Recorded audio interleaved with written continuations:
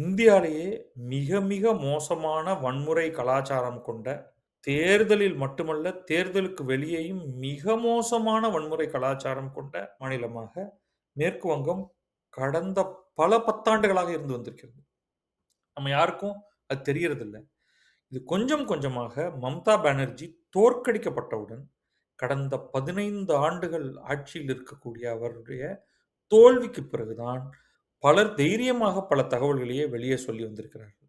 வன்முறை, திருட்டு, பறித்தல் அப்படிங்கிறதெல்லாம் எந்த அளவுக்குன்னா, தினம் ஒரு கொலை. பட் கொலையில மட்டும் இல்ல.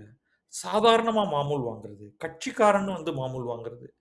அது கூட நம்ம ஊர்ல அங்கொன்று, இங்கொன்று நடக்கும். மார்க்கெட்ல வாங்குவாங்க அப்படின்லாம் சொல்லி கேள்விப்பட்டிருக்கோம். ஆனால் அவ்வளவு நீக்கமற இது வந்து மேற்கு வங்கத்தில் நிலவி இருக்கிறது. நெறைய தகவல் இப்ப வந்துகிட்டு இருக்கு.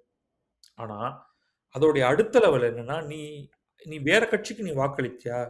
உன் வீடு புகுந்து, உங்க வீட்ல இருக்கிற பொண்ணுங்கள தூக்கிட்டு போயி, வன்புணர்வு செய்து, உங்களுக்கு ரான்சம் வைப்போம் உங்களுக்கு. நீ ரூ. 25,000 குடுத்தா தான் உன் பொண்டாட்டிய உனக்கு திருப்பி தருவேன்.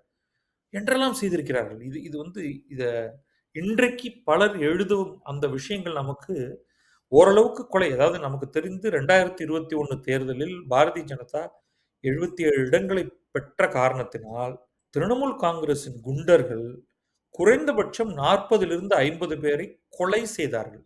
எண்ணற்ற பெண்களை பாரதிய ஜனதாவின் ஆதரவு தொண்டர்கள் அவர்களுடைய வீட்டில் இருக்கக்கூடிய பெண்களை அழித்தார்கள். வன்புணர்வு செய்தார்கள். Sexual abuse.